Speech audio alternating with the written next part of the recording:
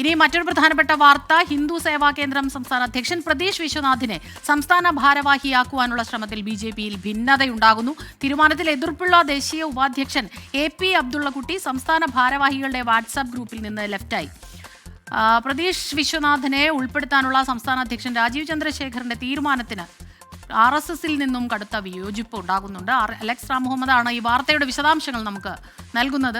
Alex, ഈ ഭിന്നതകൾ മറനീക്കി പുറത്തു വരികയാണോ ഇപ്പോൾ? പ്രതീഷിന്റെ ഇയാളെ ഇങ്ങനെ ഒരു തീരുമാനം വരുന്നു, പ്രതീഷിനെ ഉൾപ്പെടുത്തുന്നു ഭാരവാഹികളിൽ. അപ്പോൾ ഉടൻ തന്നെ AP അബ്ദുള്ളക്കുട്ടി ആ ഗ്രൂപ്പിൽ നിന്ന് തന്നെ പുറത്തു പോകുന്നു.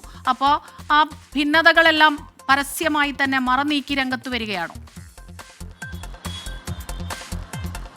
സ്മിത, സംസ്ഥാന BJPയിൽ സംസ്ഥാന ഭാരവാഹികളെ സംബന്ധിച്ച് ജനറൽ സെക്രട്ടറിമാരെയും ഉപാധ്യക്ഷന്മാരെയും ഒക്കെ നിശ്ചയിക്കുന്നത് സംബന്ധിച്ച് കൂടിയാലോചനകൾ പല ഇടങ്ങളിലായി നടക്കുന്നുണ്ടെന്നുള്ളതാണ് ഏറ്റവും പ്രധാനപ്പെട്ട കാര്യം. അതിനുള്ള ഔദ്യോഗിക ഫോറങ്ങളും അനൗദ്യോഗിക ഫോറങ്ങളും നേതാക്കൾ ചേരുന്നുണ്ട്, വിവിധ ഇടങ്ങളിൽ ചേരുന്നുണ്ട്. ഇതിൽ ഏറ്റവും പ്രധാനപ്പെട്ട കാര്യം ഈ സംസ്ഥാന BJP ഭാരവാഹി പട്ടികയിലേക്ക് പ്രതീഷ് വിശ്വനാഥിൻ്റെ പേര് കൂടി വരുന്നു എന്നുള്ളതാണ്. രാജീവ് ചന്ദ്രശേഖർ പ്രതീഷ് വിശ്വനാഥിനെ സംസ്ഥാന ഭാരവാഹിയാക്കുന്നതിൽ മുൻകൈ എടുക്കുന്നുണ്ട്. ഇപ്പോഴത്തെ സംസ്ഥാന അധ്യക്ഷൻ അതിന് മുൻകൈ എടുക്കുന്നുണ്ട്. പക്ഷേ ഇതിൽ ഏറ്റവും പ്രധാനപ്പെട്ട കാര്യം, ഇതുമായി ബന്ധപ്പെട്ട് രാജീവ് ചന്ദ്രശേഖർ ദേശീയ തലത്തിൽ പ്രവർത്തിക്കുന്ന അതായത് AP അബ്ദുള്ളക്കുട്ടി BJPയുടെ ദേശീയ ഉപാധ്യക്ഷനാണ്, ദേശീയ വക്താവാണ് അനിൽ ആന്റണി. ഈ ദേശീയ തലത്തിൽ പ്രവർത്തിക്കുന്ന നേതാക്കളുമായി രാജീവ് ചന്ദ്രശേഖർ തൻ്റെ ഈ തീരുമാനത്തെ സംബന്ധിച്ചുള്ള ചർച്ച നടത്തിയെന്നാണ് നമുക്ക് ലഭിക്കുന്ന വിവരം. AP അബ്ദുള്ളക്കുട്ടി തൻ്റെ എതിർപ്പ് അത് കൃത്യമായി രാജീവ് ചന്ദ്രശേഖരൻ അറിയിച്ചു എന്നും നമുക്ക് വിവരം ലഭിക്കുന്നുണ്ട്. അതായത് പ്രതീഷ് വിശ്വനാഥിനെ BJPയുടെ സംസ്ഥാന ഭാരവാഹിയാക്കുന്നതിൽ ദേശീയ ഉപാധ്യക്ഷനായ AP അബ്ദുള്ളക്കുട്ടിക്ക് കടുത്ത വിയോജിപ്പുണ്ട്.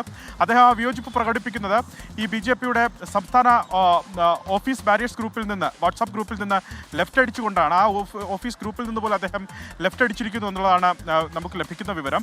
ഈ ഭിന്നതകൾക്കിടെ ഈ തീരുമാനം, അത് പ്രതീഷ് വിശ്വനാഥിനെ ഭാരവാഹി പട്ടികയിൽ ഉൾപ്പെടുത്തണോ എന്ന തീരുമാനം അത് ദേശീയ നേതൃത്വത്തിന് വിട്ടിരിക്കുകയാണ് നിലവിൽ സംസ്ഥാന നേതൃത്വം. നേരത്തെ നമുക്കറിയാവുന്നതുപോലെ PK കൃഷ്ണദാസ് വിഭാഗത്തിൻ്റെ ആളായി രാജീവ് ചന്ദ്രശേഖർ പ്രവർത്തിക്കുന്നുവെന്ന് V മുരളീധരപക്ഷം കൃത്യമായി തന്നെ ആരോപിക്കുന്ന ഒരു ഘട്ടമാണിത്. അത് മാത്രമല്ല, PK കൃഷ്ണദാസിൻ്റെയും MT രമേശിൻ്റെയും പക്ഷക്കാർക്ക് മാത്രം പരിഗണന നൽകുന്നു രാജീവ് ചന്ദ്രശേഖർ എന്ന വിമർശനവും നിലനിൽക്കുന്നുണ്ട്.